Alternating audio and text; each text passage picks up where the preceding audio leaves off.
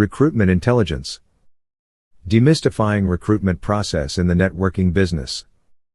First, let us define inclination, which is going to be relevant later on in this article. Inclination is the natural ability to do a certain task. So, if you have a business inclination, it means you have an inherent natural ability of doing business. On the contrary, if you are not business inclined, you have to work harder to get up to speed with business savvy people. However, the business inclination of a person is not immediately apparent during the recruitment stage, especially when the recruitment process is not properly done. Why is that, you ask? Well, because the current recruitment philosophy of most networking business professionals is to sign up as many people as possible.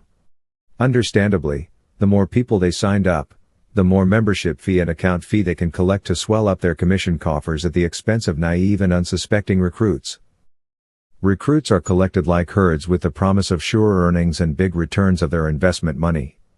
Unfortunately, people are seldom assessed about their business inclinations prior to signing up and buying accounts, because of the wrong assumptions that anyone can be trained to become a good business person. In other words, instead of conducting careful selections of the right candidate from the throng of people, recruiters just like to scoop the whole lot. Moreover, the problem with employing a single-ended question, when used in recruiting prospective business partner, is that it also derives a single-ended yes or no answer, which does not give the full account of the person's real situation. Examples of single-ended questions employed by network professionals includes but not limited to the following. Are you tired of your 9-to-5 job? Do you want to own your business? Do you want to be your own boss?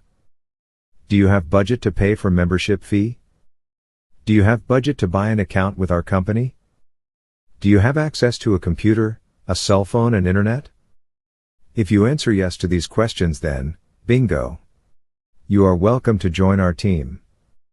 As I mentioned before, these are single-ended questions that does not fully assess a person's business acumen. Of course, these are valid questions, but a more stringent assessment should have followed prior to the person's actual acceptance into your network team. In other words, networking is a long-term business relationship between you and other people. Therefore, selecting prospective business partners requires careful considerations of your prospect's qualifications, needs, expectations, personal reasons and most importantly the person's business inclinations. Otherwise, you will end up with a multitude of discontented, disgruntled, confused recruits whose default roles are to swell up your network's membership ranks. Just like in every field of human endeavor, you need to look for the right people to do business with. Being bored at their 9-to-5 job or having a strong desire for financial freedom does not automatically make a person become good in business. Thank you for viewing, and if you learned anything from this video, please do not forget to subscribe, like and share this video so other people can also learn from it. Stay tuned for the second part of this recruitment intelligence articles that will address some of the issues described herein.